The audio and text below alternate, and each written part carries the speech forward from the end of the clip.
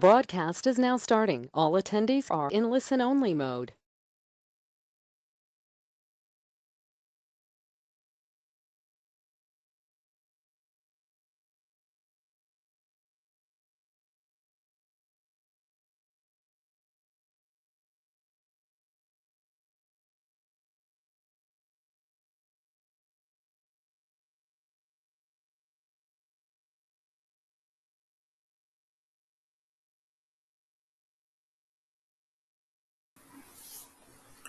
Good afternoon. This is a sound check for today's English Learner Screening and Placement webinar. If you can hear my voice, please type into the chat box letting me know that the sound is okay. Thank you.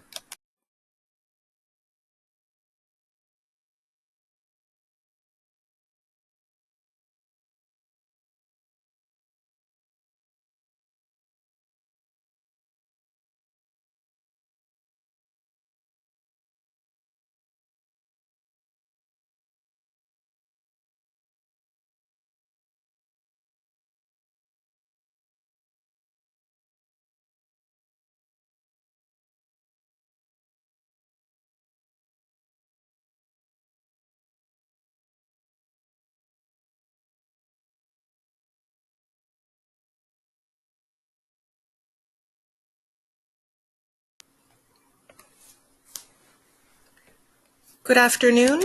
It is 1 p.m. on April 30th, 2019. You are now tuned into OSSE's broadcast, English Learner Screening and Placement. Today's webinar is designed to help you understand how to prepare your English Learner program to get off to a smooth start of the school year. We have a number of measures that need to be taken care of in order to do so. The measures include programming, instruction, and assessment. You can find more information about these measures and more in OSSE's updated publication, Delivering Services to English Learners, Policies and Procedures for Administrators, Instructional Leaders, and Teachers in the District of Columbia. The link that you see on the screen in blue is a live link. If you are participating in today's broadcast, you will receive a copy of these slides with which you can click on the link and open to the document itself. In today's webinar, we'll cover the statewide EL identification procedures. We'll learn a little bit about the OSSE-approved English language proficiency screeners, placement guidelines for identified English learners, including English learners who have transferred into your LEA and English learners who are identified as English learners but their parents have waived EL program services.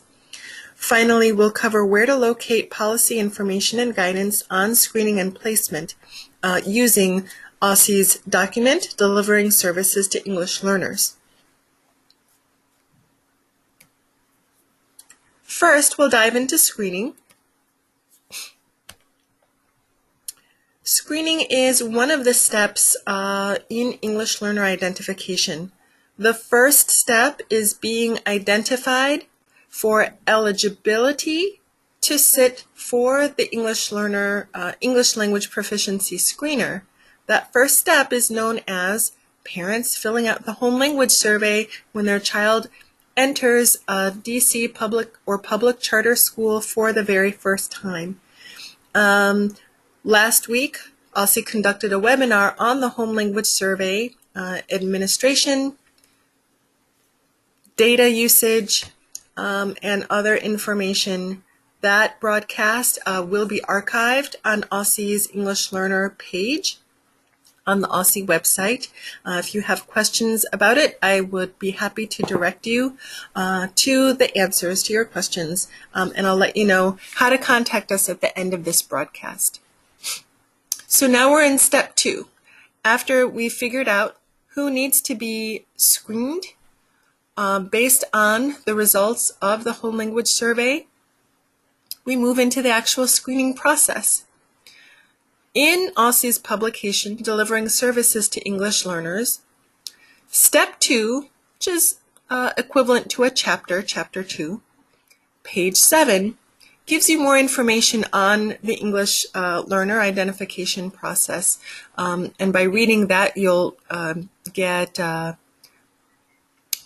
more clearer understanding of what this webinar is covering today. English language proficiency screening helps LEAs to know whether a student is eligible for placement in its EL program. So, going back to step 1, that home language survey. Follow carefully.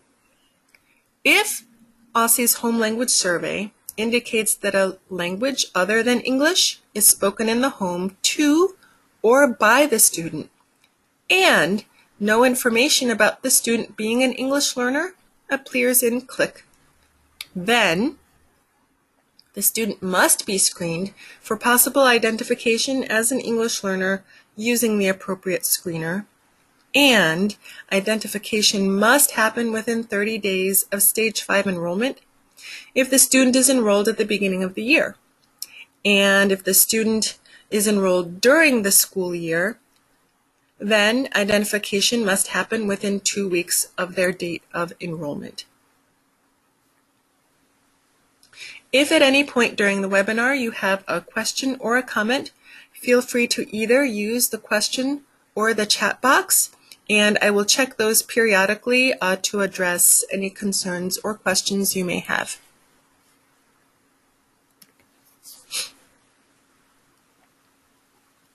So, screening administration. Here are some considerations. A student should only be administered a screener one time. And there's an exception to the one-time rule that applies. One exception is if the student scores exceptional in oral language proficiency, that's the listening and speaking portions of the pre-K or kindergarten screener, but has not demonstrated proficiency in all 4 domains, the listening, speaking, reading, and writing portions of the screener.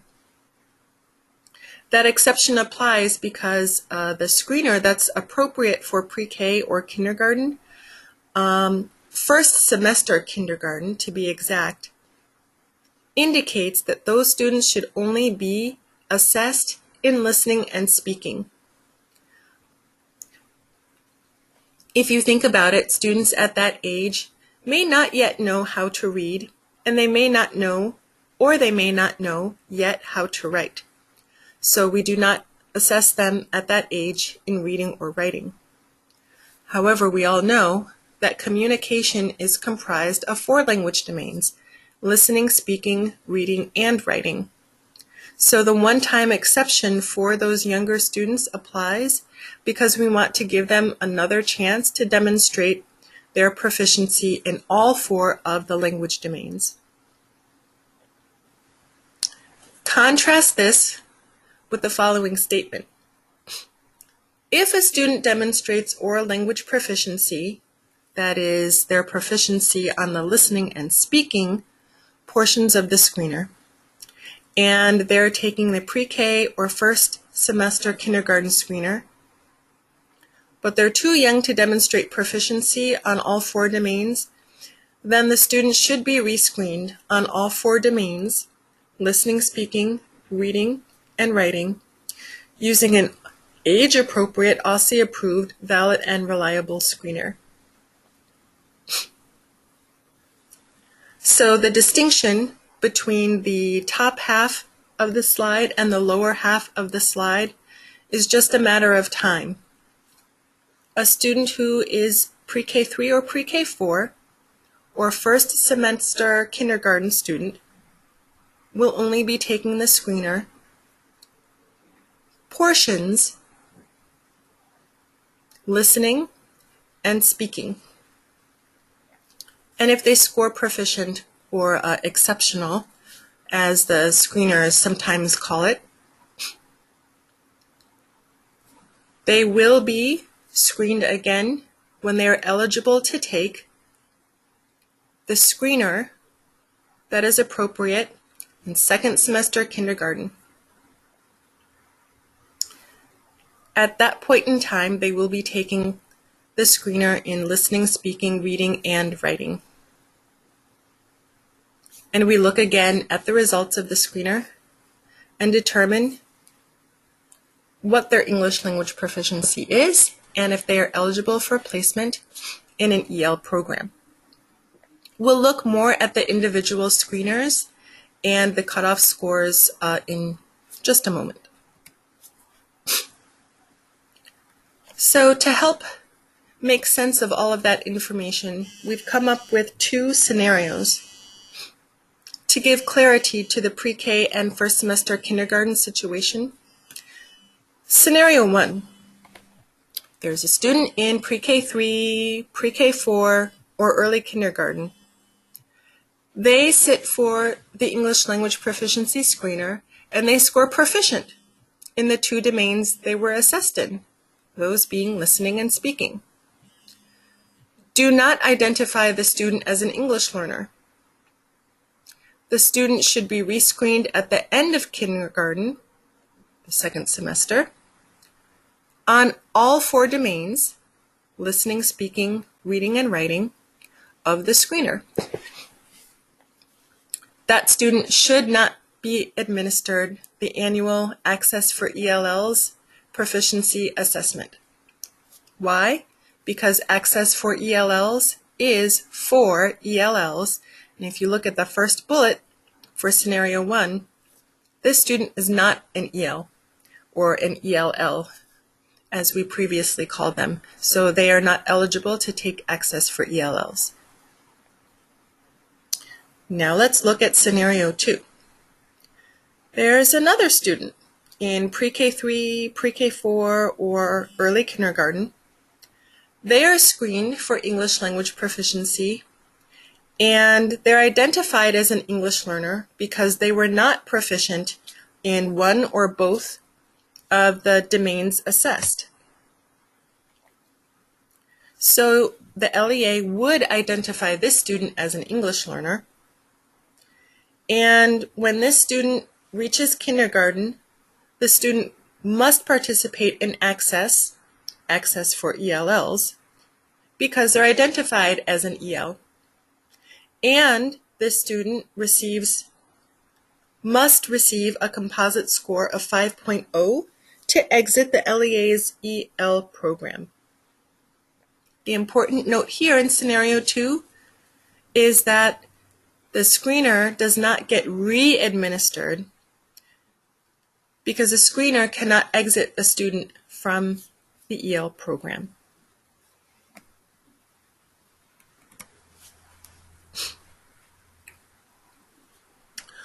One use of this webinar is to complement Delivering Services to English Learners, OSSE's publication on policies and procedures for EL programming. There's a lot of text about the identification and placement process, and sometimes it's more helpful to hear the procedures than to read, and for other people it's more helpful to read rather than to hear, and then there are going to be people who benefit from hearing and reading to get clarity on that text. So step 2 of delivering services to English learners is again on the identification process. And on page 8, you will find information on English language proficiency screeners. What you see before you is a snapshot of page 8. It shows you the screener on the left-hand side, and the middle column indicates the grade levels that that screener is appropriate for. On the right-hand side, you will find the score that deems a student proficient on that respective screener. So, for example, the first screener listed is known as the Pre-IPT Oral English Screener. It is given to students in pre-K 3, pre-K 4, and Pre-K4 to be considered fluent on the Pre-IPT oral English screener, the student must receive a score of fluent. Anything less than fluent means the student is eligible for the LEA's EL program. However, if a student scores fluent, then they do not qualify. They are not eligible for placement in the LEA's EL program. Looking a little bit below on the same chart, you will find an ELP screener, or English Language Proficiency Screener, known as the WIDA screener, which is the primary OSSE screener for grades 1 through 12. A student who does not qualify for placement in the LEA's EL program is a student who receives a composite score of 5 on the WIDA screener. And again, they do not get placed in the LEA's EL program. However, if a student scores 4.9 or below, they are not considered proficient and they are eligible for placement in the LEA's EL program. It's a lot of acronyms. So the note here is that the WIDA screener is available as a paper platform for students with disabilities who are also eligible for a paper accommodation on other assessments.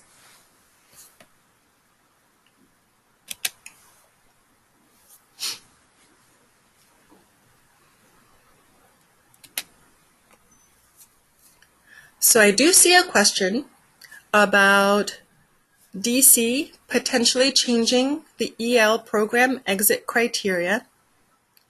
Currently, the EL exit criteria is receiving a 5.0 or higher on the annual Access for ELL's assessment. So there are conversations regarding changing the exit criteria. There has not been a definitive resolution on changing the exit criteria. It's just in the conversation stage right now. We will, if we do make the determination to change the exit criteria, yes, we will also consider whether the composite score on a screener needs to be changed as well. But since we're just in the discussion phase, we haven't gotten that far as to think about how it will affect the screeners. But yes, we will consider both the annual access for ELLs and other WIDA products like the WIDA screeners when we do come to that decision. Again, if at any time you have a question, feel free to type into the question or chat box and I'll make time to respond to them. Other things to think about when choosing a screener. For grades 1 through 12, WIDA, who is the creator of the Access for ELL's assessment, they have designed screeners as well, and the primary screener for grades 1 through 12 is known as the WIDA Online Screener. That screener is aligned to Access for ELLs, hence the question, if DC does decide to change the exit criteria, since Access is aligned with the WIDA Online Screener, we may have to consider changing the acceptable scores for proficiency on the online screener as well. And another consideration for adult-serving schools that offer non-traditional pathways that do not culminate in a regular high school diploma. Those schools have the flexibility to use a screener designated by that school's local education agency. Pardon me as I flip backwards just to make sure I didn't miss any material.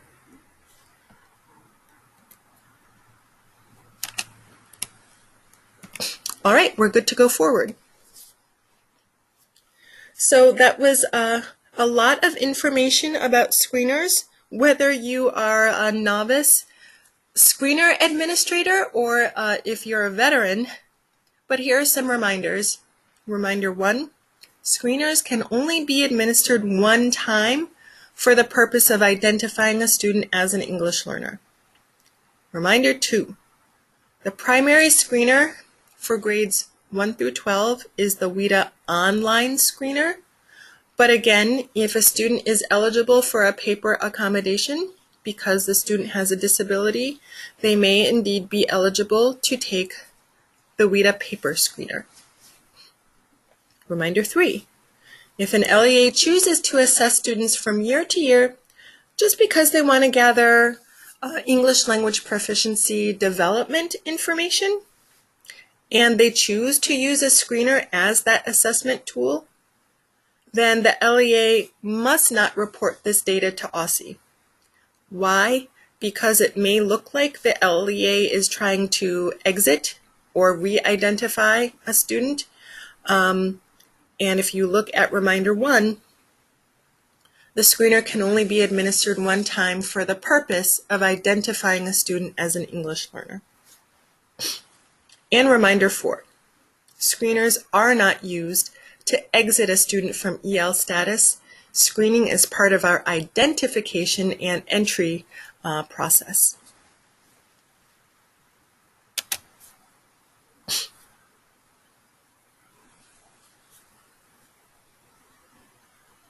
For those of you who are working in adult serving schools, DC does have a variety of adult serving schools. Some are hybrids in that they serve youth and adults, and some are adult serving, so that is ages 21 and over. Some are 18 and over. In general, the term adult English learner is differentiated from a primary or secondary school English learner. The federal definition of an English learner is one who is aged 3 to 21. For more specific questions about adult serving LEAs, please reach out to me. I will flash my email address at the end of this broadcast. All right, so as I mentioned, we'll look carefully at each screener so that you understand how to prepare yourself or your LEA to administer the screener, and you have everything ready when it's time to do the screening. The first screener that we'll look at is the Pre-IPT Oral English, which is administered to students in Pre-K3 and Pre-K4. Things to know before administering the Pre-IPT is that, 1, as you see here, it says Pre-IPT Oral English. There is an IPT Oral Spanish screener, but for the purposes of entering a student or identifying a student as an English learner, we use the oral. So please purchase or use the oral English screener. Next, test administrators need to complete the following within 30 days of student enrollment. First, and this is a little bit obvious, you have to get the screener. The screener can be accessed by visiting the Ballard and Ty website that appears on the screen.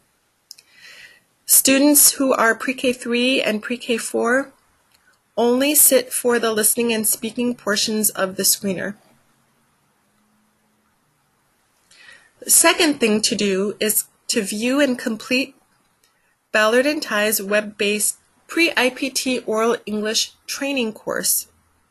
You have to create your own login at the website that appears there, www.ballardty.com, IPT in service.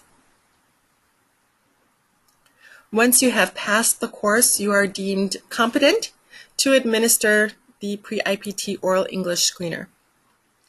This is a screener that can be administered at any time of the school year. So if you are screening students late August, early September, that's fine.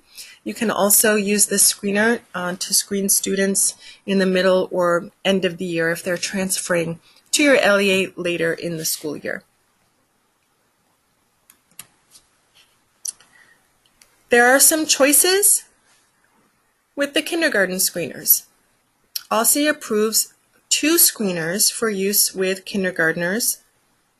They are both WIDA products. The first is WIDA's Kindergarten W-APT, also known as the K-WAPT or KW-APT. And the second is WIDA's Model.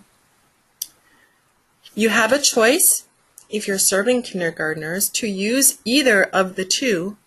However, OSSE recommends that all LEAs utilize the first one listed here, the KW-APT, as the primary kindergarten screener. Here's what you need to know about the K-WAPT.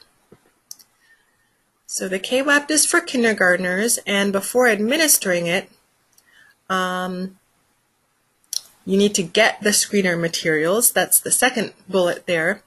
And the nice thing about this is the materials are available as a download for free on WIDA's website. It is a paper-based screener. Hence, all the materials really can be downloaded, printed out, and copied as you need them. Test administrators would also need to view the KW-APT webinar on the WIDA website to orient themselves with the screener, the assessment product. And when you download the screener materials, you'll also be downloading the test administration manual and the score reporting sheets. Just like the screener for students in pre-K, this screener can be administered at the beginning, middle, or end of the school year, depending on the needs of the LEA.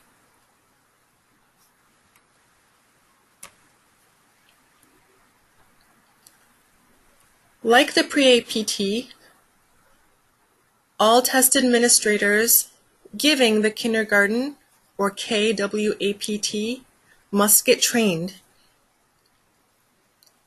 TAs or test administrators will be viewing the online training modules that WIDA provides at the link that you see on the screen. Do the training, complete the screener quizzes. Once you pass, you are set and ready to administer the KW-APT. You must get an account for the WIDA website to do so, however. And to set up an account, simply contact your LEA test coordinator and you'll be all set. If you are the LEA test coordinator and you're not quite certain how to set up an account, I will, in addition to flashing my name, flash the name and email address of the assessment specialist who serves English learners. So a reminder, if you're administering the KW-APT for kindergartners, complete the Kindergarten W-APT webinar on WIDA's website that you see above, review the test administrator manual, and you should be deemed competent to go ahead and administer that screener.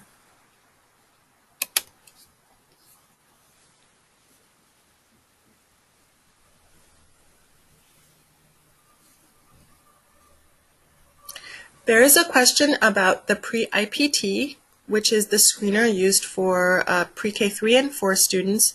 I'm not quite sure if OSSE has their own administrator account, but I'm 99% certain that we do not. So I'm only 1% unsure. So I'm 99% certain that OSSE does not have their own administrator account and that it's LEAs that need to create and pay for their own account. This would be a Michael Craig question, but I can also look into that for you. Simply email me and one of us will get back to you with the response. So we learned that for kindergarten students, there are 2 choices for screeners. One was the KW-APT, which we just covered, and the second is this one that you see on the screen before you, the kindergarten model. It is another WIDA product, and here are some things you need to know before administering it. It's a paper-based assessment. It can be administered anytime during the school year, so those two elements are the same as the KW-APT that we just covered. What's different about kindergarten model is that each LEA would get it purchasing the model with their own money. There is no WIDA account that OSSE provides to cover the cost of that. So depending on the needs of your LEA, either the KW-APT or model would be your preference, but we do encourage folks to use the KW-APT that was previously covered. For those of you interested in model, let's look at some points. There is training, and the training is not an online module like the KW-APT. Rather, all test administrators would be reviewing the training CD-ROM or the training DVD that's provided in the kindergarten model kit. And that kit looks like what you see. It comes in a box with different folders and packets tucked inside, and the training CD-ROM or the training DVD, whichever format you need. Again, model is for purchase by the LEA. Moving ahead to screeners that are appropriate for grades 1 through 12. There are two. The first is the WIDA Screener Online, and the second is the WIDA Screener Paper. And you'll see the note that's starred here. While LEAs have the option to select either screener, OSSE does recommend all LEAs use the WIDA Online Screener, option 1, as the primary grades 1 through 12 screener.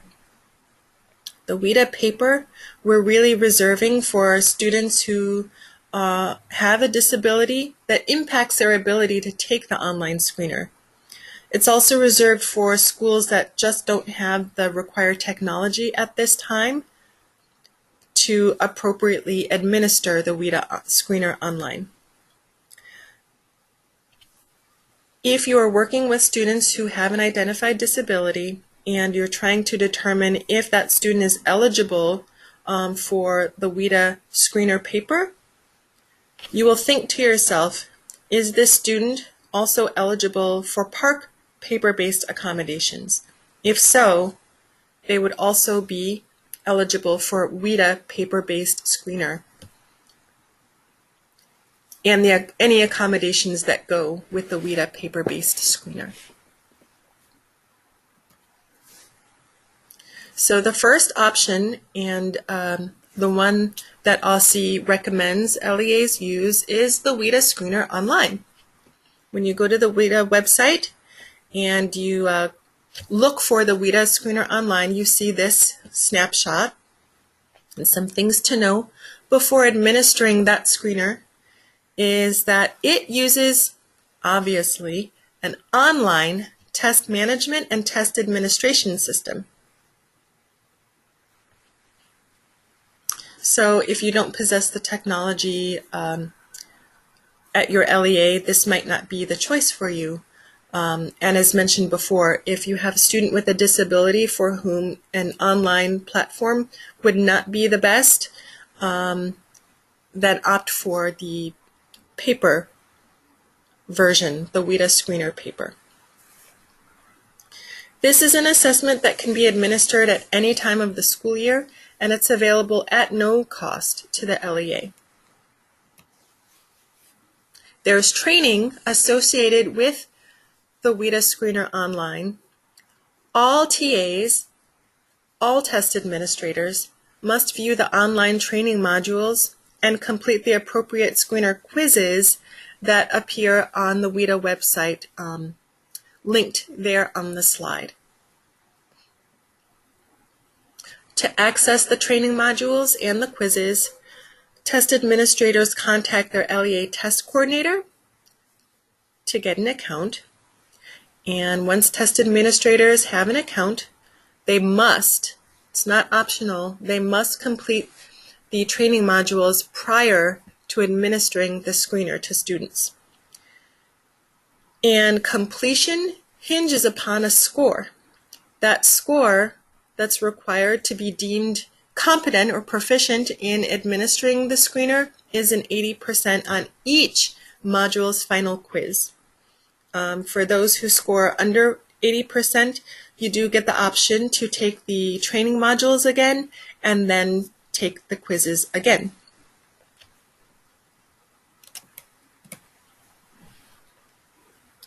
So there's the WIDA screener paper. That's the second grades 1 through 12 screener option for those who do not have the technology to do the WIDA screener online, or for those with students with disabilities who are eligible for PARCC paper-based accommodations.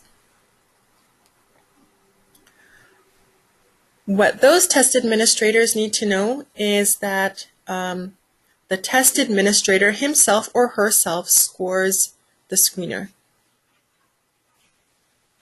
And like the WIDA screener online, it can be administered anytime during the school year, and it's available to LEAs. However, you at the LEA have to purchase the kit yourself.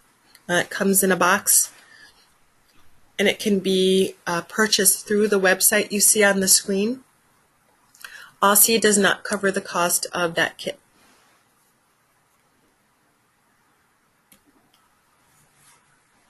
Final note about WIDA screener paper, it too has a training course, and it too has quizzes that need to be passed. The link that appears before you is where you would find the WIDA screener paper training course.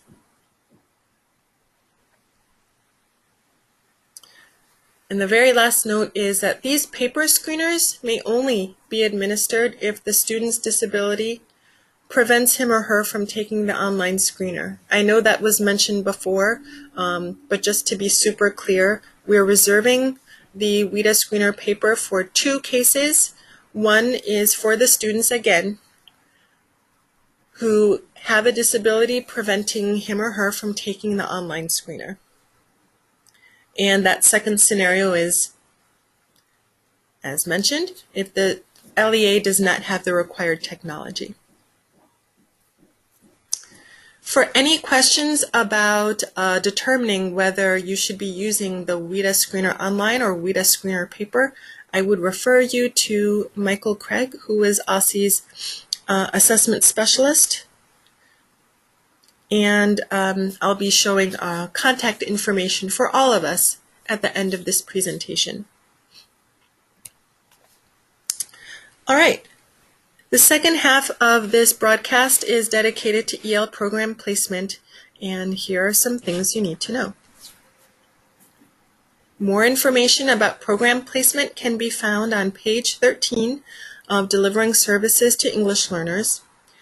And step 2, or that particular chapter of the document, covers parent notification, EL program eligibility, and when and how parents can waive EL services for their child. So let's think back in chronological order how students are identified and then placed in an EL program. Step 1 again is that the family enrolling their student for the first time in a DC public or public charter school completes the OSSE Home Language Survey. If the results of the survey indicate that the student is eligible for screening, the student moves on to step 2 in the identification process, which is screening. And we just covered screening. We're now at step 3, post-screening. By federal law, parents are required to be notified by the LEA that their child is eligible for placement in the LEA's English Learner Program. So it says here, after screening students, LEAs are required to notify parents and guardians with the results of the screener within 30 days. That's a federal provision, 30 days of identification at the start of the school year, or within 2 weeks for students who start after the beginning of the school year. One element that must be included in the letter is the method of instruction used in the EL program. And a second element that must be included in the letter is a parent's right to A, remove the student from the language program at any point in the school year, and B, to decline to enroll the student in the EL program. The parent also has the right to choose another program or method of instruction if it's available at the LEA. And we'll talk a little bit about parental waivers in a bit. Other things to know is that in the parent notification letter, the letter must include why their child was identified as an EL and needs language support. The letter must also include their child's level of English proficiency, which you would find from the screener results, how their child's English proficiency was assessed, and the student's academic achievement. Another element to include is how the EL program will meet the student's individual needs, the exit requirements to get out of the EL program, and the expected rate of transition from the EL program, and the high school graduation rate. There are some other required elements. If a student has a disability, the letter must also include how the program will meet the objectives of the student's IEP. So the site for these parent notification requirements come from the Federal Elementary Secondary Education Act, which was reauthorized as ESSA. So you can look into it there. But this is a requirement. This notification is not optional. And as you see on the slide, there are 1, 2, 3, 4, 5, 6, 7, at least 7 requirements. And those elements must appear in the letter. If you're looking carefully, not all students in your EL program will have a disability. And so that second to the last bullet would not be required for students who do not have a disability, just to be clear.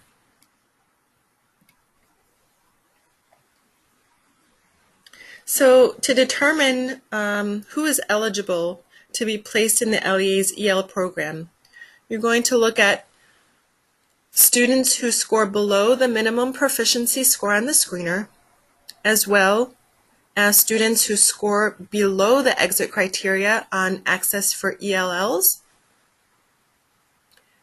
Access for ELLs is only for students in kindergarten through grade 12. So if you are only working with pre-K3 and pre-K4 students or early kindergartners, they would not have an Access for ELLs score. You would just be looking at the scores on the screener.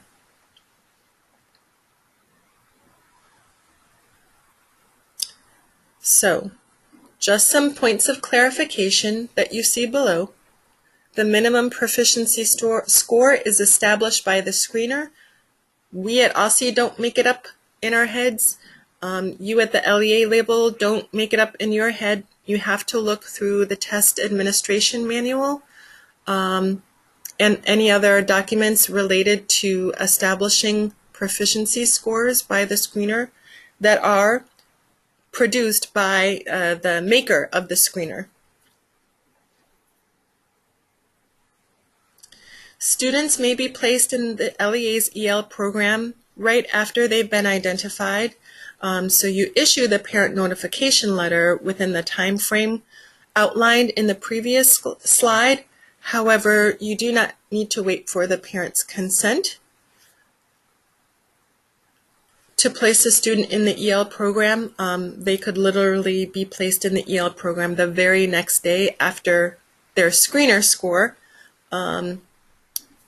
indicated that they did not meet the proficient score. Best practice is to make reasonable attempts to notify parents of their child's eligibility. So you craft that parent notification letter that we talked about on the previous slide. You issue it, however, whatever form that is, whether it's standing in the hallway and handing it directly to the families, whether it's mailing it out. Every LEA has their own way of sending that to parents or giving it to parents. However, sometimes parents don't respond. They don't bring the paper back, letting you know that they've read it and they've understood. Best practice is to try and attempt to notify parents again. So as I mentioned, you don't need to wait for students to provide consent to place a student in the EL program. You at the LEA level are allowed to go ahead and put the student in the program while waiting for consent, and as long as the student had the score deeming them eligible for placement, they can stay in the EL program even if you never get that parent notification or parental consent back. If you are working with a student who has taken access for ELLs and the score on that assessment was 5.0 or higher, they are not eligible for placement in the EL program anymore.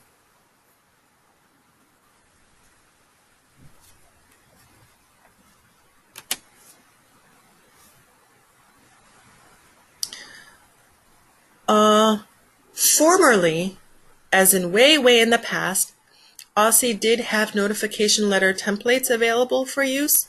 If you can find it on the OSSE website, I'm not even sure it still exists because we've cleaned up the website. But if we did have it, it would be very old. It would be outdated. There is no template that we have available. You would want to look at the elements provided on that slide. You will be getting a copy of the slides via email. If you need more specifics about the elements required for parent notification letters, send me an email. I'll provide you my email address before we conclude today, and I'll direct you to some resources printed by the U.S. Department of Education.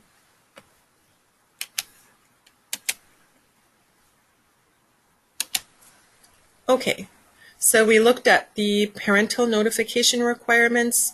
We looked at some other considerations for placement, and I just want to direct your attention back to the scores, the screener scores for EL program eligibility. Again, this comes from OSSE's document Delivering Education Services to EL students, and you will see the name of the screener on the left, the grade levels for which that screener is appropriate, and then on the right-hand side, what score is considered proficient.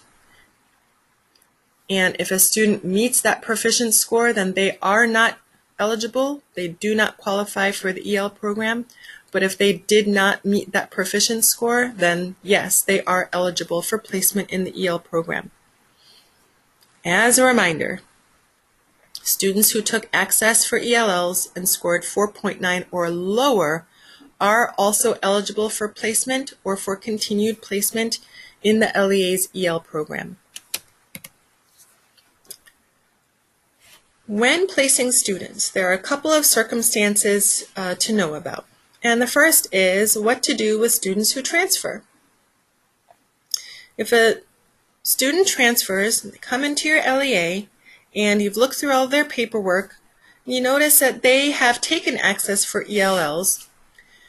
So they took Access for ELLs 2.0. They have that score from their previous school. If the score is less than 4 years old and the score is 4.9 or lower, then the student is eligible for placement in your LEA's EL program. The second circumstance to consider is what happens when a parent brings the parent notification letter back indicating that they do not want their child placed in the LEA's EL program. Here's what you need to know. Let's start at the very beginning. If a student is found eligible for placement in the EL program, and the following three apply. Number one, the parent was notified of their child's eligibility for EL program services, and two, the parent waives EL services or says, nope, I don't want my child in the EL program. Then, three, do not place the student in the EL program. The parent has a right, provided by federal law, to waive services. However, you at the LEA level must still administer the annual Access for ELLs assessment until the student meets the state's current exit criteria. Right now, that exit criteria is a 5.0 or higher. The student does not score 5.0 or higher, then the following year they will need to take Access again. And then you look at the score and see if they meet the exit criteria or not. If they do, they can exit the program and they never need to be assessed with Access for ELLs again. But if they don't meet the exit criteria, then the following year they need to sit for Access once again, and so on and so on and so forth. That student is still considered an English learner, but we have to respect the parent's right to waive placement in the EL program. So even though they're an English learner, they're not receiving supports through the EL program. They are, however, just sitting for the Access for ELs every year. And that's something to counsel parents on when they make the decision to waive services that I understand you want to waive. However, per federal law, we must administer the annual English language proficiency assessment every year until your child meets the state's current exit criteria. So, in wrapping up, I've referred to a couple of resources. One resource for school leaders and teachers and others who are interested to find information on EL instruction, policies, and so forth is to visit OSSE's website and then find the EL page. That's the first blue link that you see on the screen before you. We also have archived professional development webinars and archived training resources available. And you can also find out how to contact the EL program team at OSSE. The second resource that's been referred to heavily is OSSE's document Delivering Services to English Learners. It was recently updated, and it's designed to help LEAs get off to a smooth start of the school year, but also support LEAs with programming, instruction, and assessment throughout the entire year. I'm your host today, Anika Harris. I provide professional development on language acquisition, and I will come to you at your LEA to provide on-site EL program assistance as well. you merely need to reach out to me via email and I will respond. The manager for OSSE's EL program is Dr. Jennifer Norton, and hers is the second name and second email address on the slide. I've also frequently referred to our assessment specialist, Michael Craig, and his name and email appear third. Finally, we have a contact in the Division of Data Assessment and Research named Chandy Wagner. She assists us with English learner data, and she can be reached at the at the email address that appears at the bottom of the slide. I will now open the floor or the web space for any questions or concerns that you may have in the remaining time.